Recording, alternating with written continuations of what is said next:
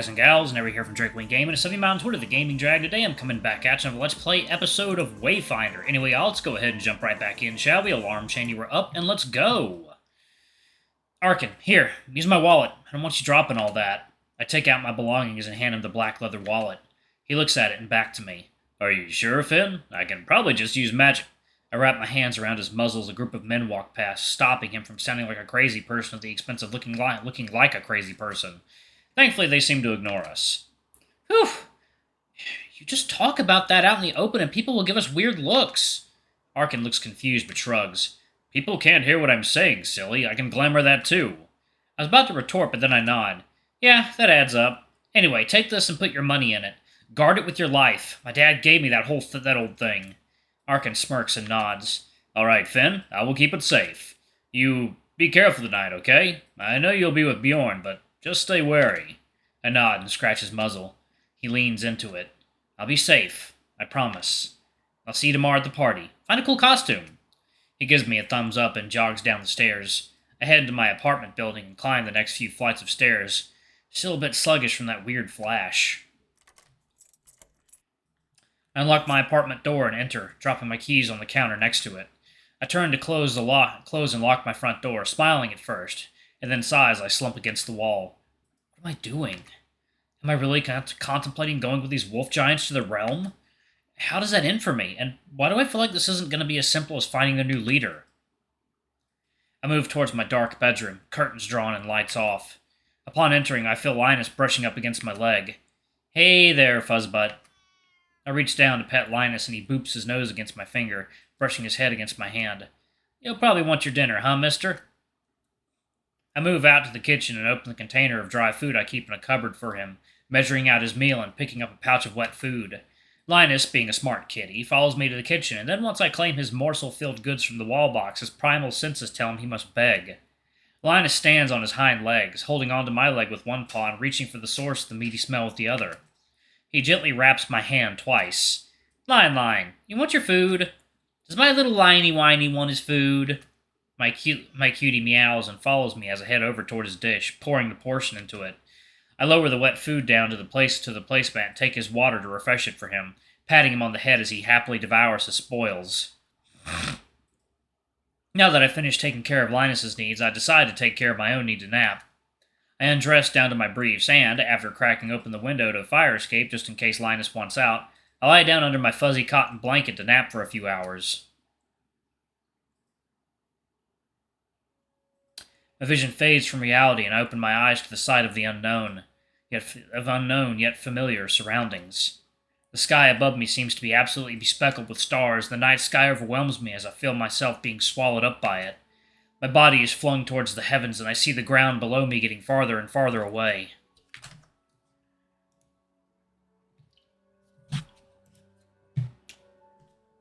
The world I know and feel safe in is pulled away from me as I feel myself falling up. The stars and cosmos pass me by.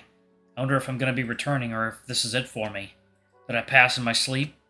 Is this the truth of humanity, our consciousness lent to us from some light years off place? Am I returning to where I belong?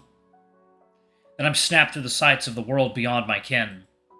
I can see stone castles built on fields of ice, clouds drifting along windy plains. And then I find myself back in that place where these dreams began, the night I met Arkin. Hello? Is anyone there? Can you hear me? A few moments pass, and I feel the hairs on my neck rise. I know someone is there. Maybe if I reach out with my mind instead. Hello? Can you hear me? Are you there?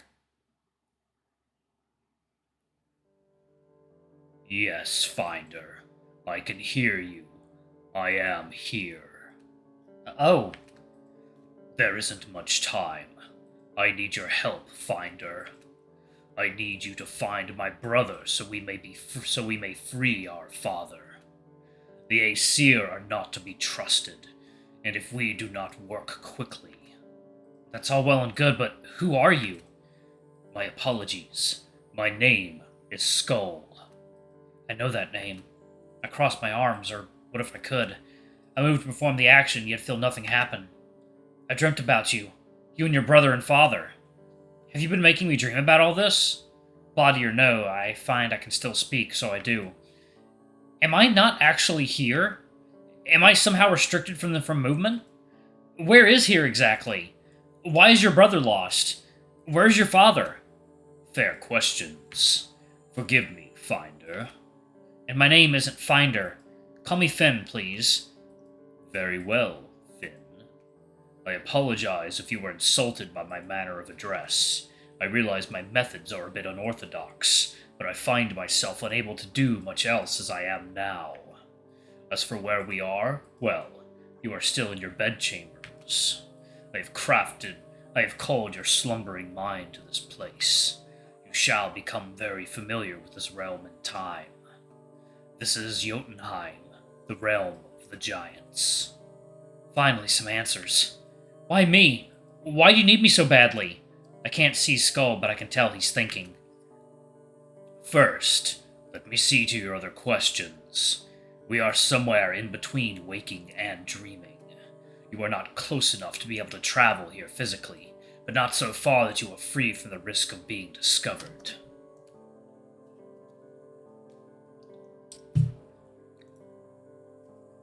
My brother Hati and I were tricked a long time ago by the Aesir, and he and I have been since cursed with a near-eternal duty by the Aesir. I know he resents the Aesir just as much as I do for this. I am, unfortunately, unable to see him or meet him. Thus, I require assistance, and you just happen to be in a position to help. Convenience, is it? Why can't I shake the feeling that this is all more than coincidence? I process what he tells me and think on it for a few moments before he speaks up again. For now, the why of it all is unimportant. If you decide to help me, we will require Hati's assistance as well. We must free my brother from his state and my father, the great wolf from his binds. What are the Aesir, by the way? You've mentioned them a few times. The Aesir are the beings who currently hold power over Jotunheim. Their plans spell ruin for the very same realm they were meant to protect.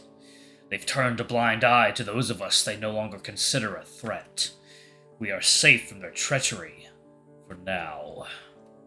It will not be long, though, before they realize what you are. When that happens, it will become dangerous. I do not ask this lightly. You are at a crossroads, and the choice of path is yours and yours alone. Why doesn't it feel that way? This all sounds a bit out of my depth, but I'm already potentially helping 3 wolf giants find a chief for their tribes.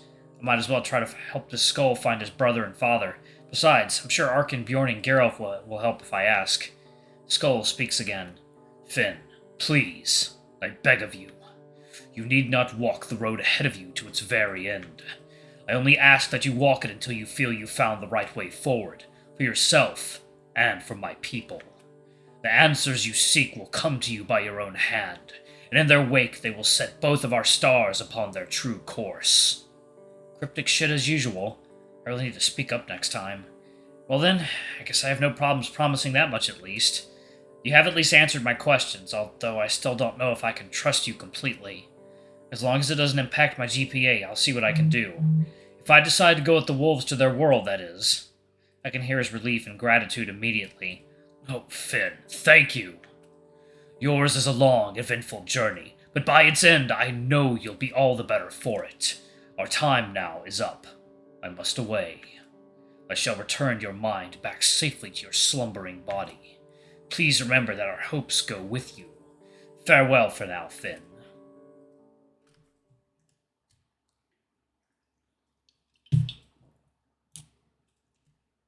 I feel my mind drift as though I were about to fall asleep. My vision fades, and before I know it, I can feel myself in my body with my eyes closed in an almost lucid state. Actually, y'all, give me a moment. I'll pause it right there. I'll be right back. Y'all, and we are back. Let's go ahead and jump back into it, shall we? Okay. I feel my mind drift as though I were about to fall asleep. My vision fades, and before I know it, I can feel myself in my body with my eyes closed, in an almost lucid state. My eyes snap open as the effects of the dream wear off all at once. Sitting up, I shake off the lethargy and look over to see the golden beams of sunset pierce my thin curtains. I glance over at my alarm clock. It's getting to be around the time I want to meet up with Bjorn. I lie there for a moment, thinking about the dream I just had, and then thinking about Bjorn. I find myself thinking about his dark brown fur and deep topaz eyes. And there's the way he smells when we're close up, like the ground after it rains. I wonder if it's stronger if he takes a sweater vest off. I shake the thoughts away. He's a mount of a man, book smart, and overall fun to be around. Not to mention I'm more likely to learn more about this whole mess. I should bring the dreams up to him. I find myself thinking about his dark brown fur and deep topaz eyes. Jesus. Bjorn? Hello? Are you there? Oh, Finder! You called me. I was worried you wouldn't want to go, or that you'd forget how to call me, or that some anomalous factor would somehow get in the way of you reaching out to one of us. Then we'd all have to meet up again at our school or in the garden center. We'd have to reteach you the magic and wait for the elders to reconvene. Not that I think it's more important than what you're doing, or that it would really set us back too harshly if you didn't come with us, but I just can't help but worry about how things like this and...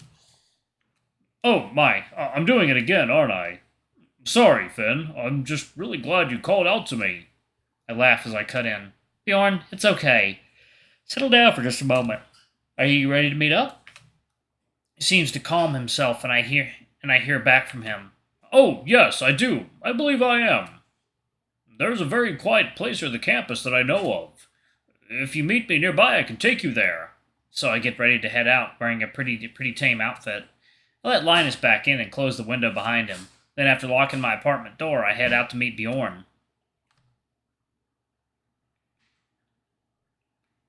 I managed to get to the shopping area just off campus without incident and I'm looking around for Bjorn. The light of the moon shines through the trees above me as if to cast a spotlight on me. The spot I'm waiting in is right at the trolley stop where I got off, but Bjorn was willing to meet me here and to head to the place he wanted to show me, so I dare not wander. Behind me is a small dog park, which, being evening at this point, is now empty. Moving down the dimly lit street, there are a few shops I've never given a second glance to before, which are separated by an unlit alley. A deli and a bookstore sit on one side, and an adult film store and a psychic shop on the other.